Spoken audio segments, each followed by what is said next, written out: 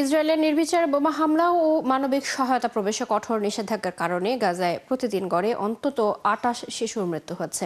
এছাড়া ইসরায়েলের হামলায় গাজায় আরও হাজারো শিশু অপুষ্টির শিকার হয়ে মৃত্যুর মুখোমুখি হয়েছে।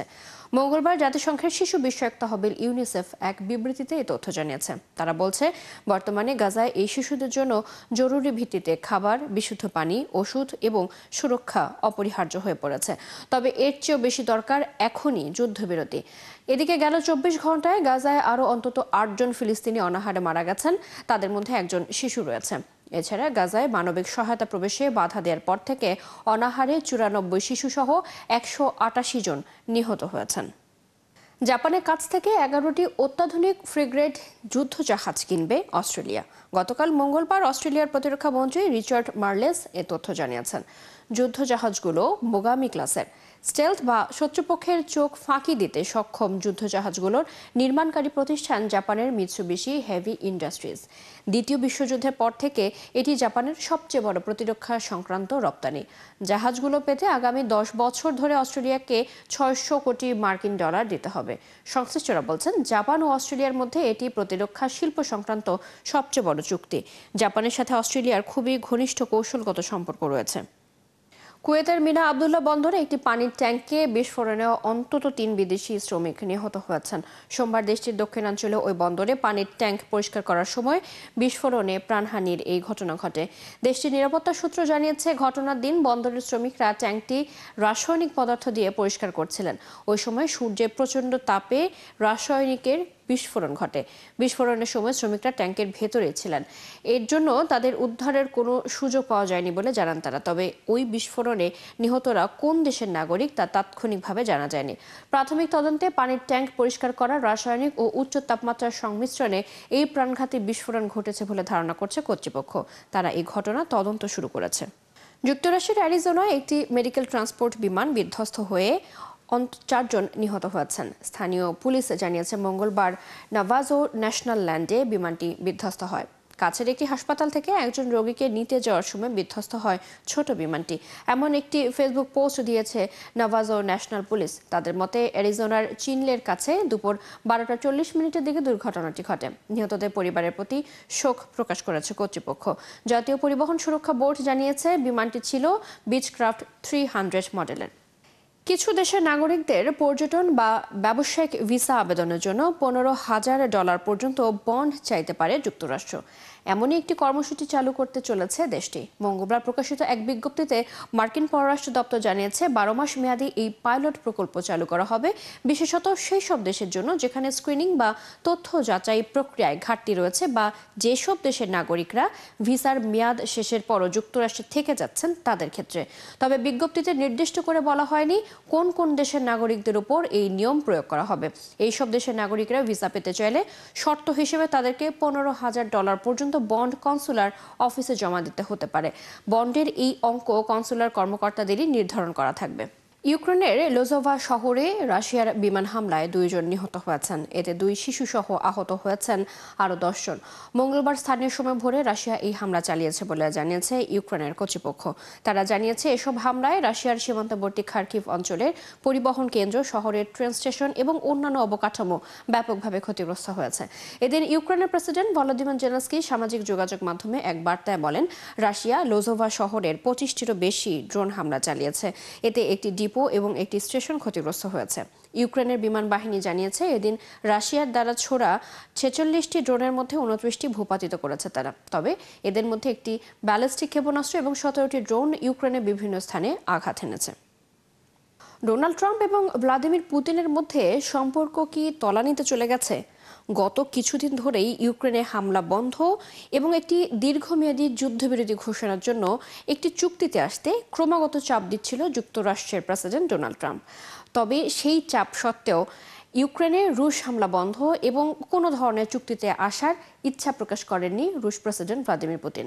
আর তাই এই দুই নেতার মাঝে একটি মুখোমুখি সংঘর্ষ অনিবার্য বলে মনে করছেন অনেক বিশেষজ্ঞ এবং আন্তর্জাতিক মিডিয়া। বিস্তারিত মনিরুজ্জামান বাবুর প্রতিবেদনে। ট্রাম্প দ্বিতীয় দফায় ক্ষমতায় আসার পর মস্কো এবং ওয়াশিংটন তাদের দ্বিপাক্ষিক সম্পর্ক পুনরুজ্জীবিত করার জন্য বেশ ভালোভাবে এগিয়েছিল। সম্পর্কের উষ্ণতায় মাঝে মাঝে মনে হচ্ছিল যেন পুতিন এবং ট্রাম্প একই পথের পথিক। ইউক্রেনে রুশ হামলার নিন্দা জানিয়ে জাতিসংঘে একটি প্রস্তাবের বিরোধিতা করেছিল যুক্তরাষ্ট্র। ট্রাম্প প্রশাসন মস্কোর উপর নয় বরং কিয়েভের উপর চাপ প্রয়োগ করছিল এবং কানাডা ও ডেনমার্কের মতো মার্কিন মিত্রদের সাথে লড়াইয়ের সিদ্ধান্ত নিচ্ছিল। তবে ধীরে ধীরে সেই সম্পর্ক খারাপের দিকে রূপ নেয় যখন রাশিয়া ইউক্রেন যুদ্ধ বন্ধে পুতিনকে একটি চুক্তিতে আসতে বলেন ট্রাম্প। গেল মাসে ডোনাল্ড ট্রাম্প যুদ্ধ শেষ করার জন্য প্রেসিডেন্ট পুতিনকে 50 দিনের আলটিমেটাম দিয়েছিলেন। একই সাথে ছিল নিষেধাজ্ঞা এবং শুল্ক আরোপের হুমকি। পরবর্তীতে তিনি তা কমিয়ে 10 দিনে আনেন।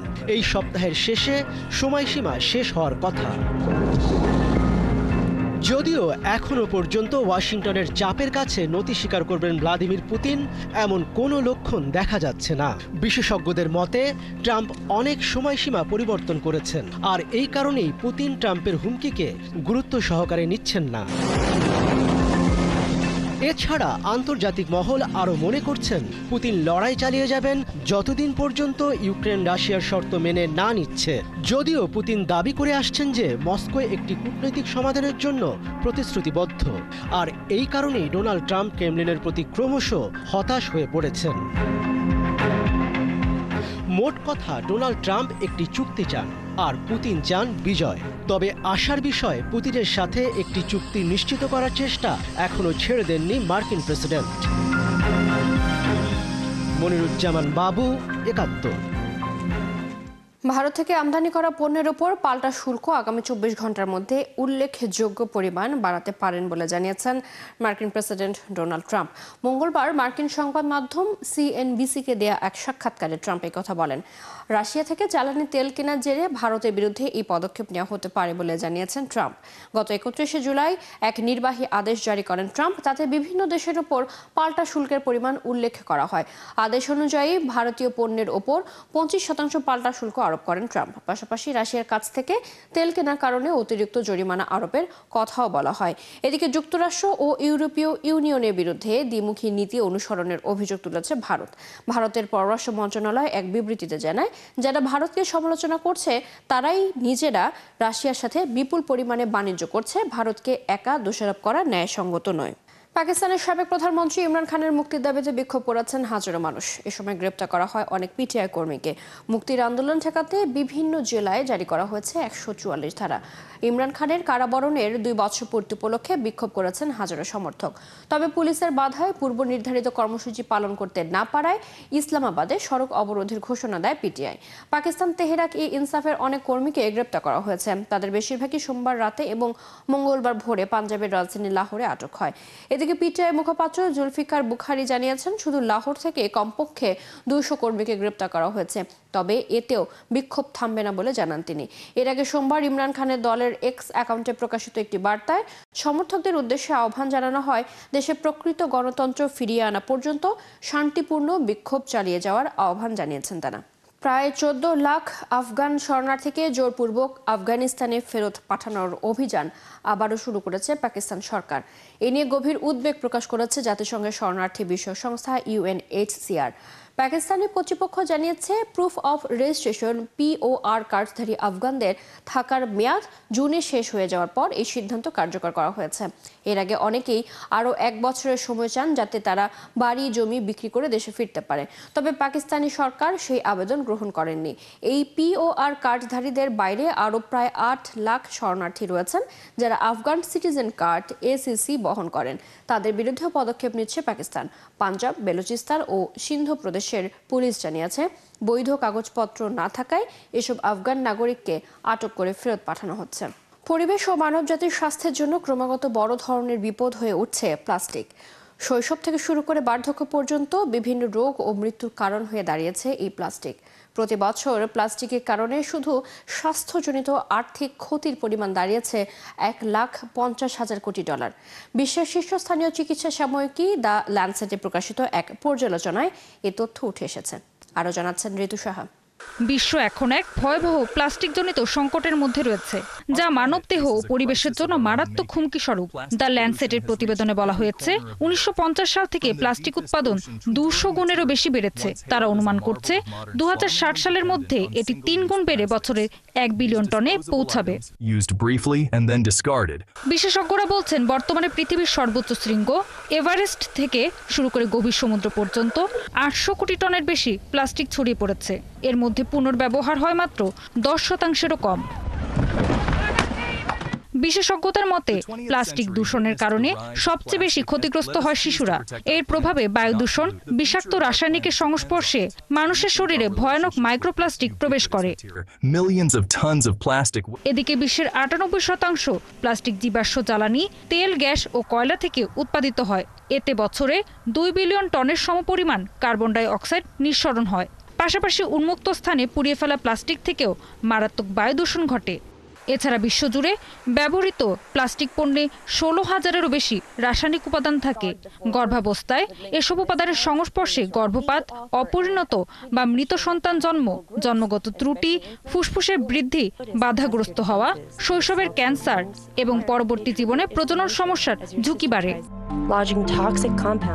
সাধারণত প্লাস্টিক বর্জ্য ক্ষয়প্রাপ্ত হয়ে মাইক্রো বা ন্যানো প্লাস্টিকে পরিণত হয়, আর এসব ক্ষুদ্র কণা স্ট্রোক ও হৃদরোগের ঝুঁকি বাড়ায়।